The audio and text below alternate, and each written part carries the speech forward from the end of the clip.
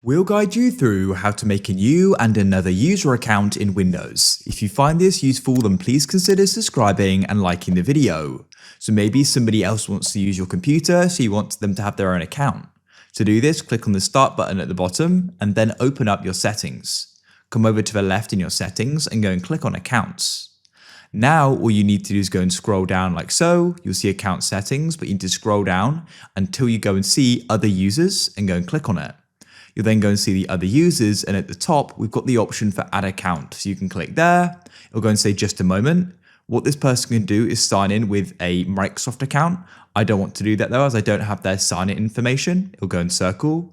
You can go and create an account if you want, or you can add a user without a Microsoft account.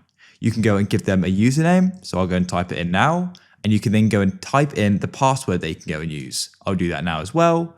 You can then go and enter in their security questions. After you've done that, go and click on Next. And like that, a new account has now been made. You can then go to the bottom of your computer, click on the Windows button, click on your user, you can click on the three dots and go and click on Switch User.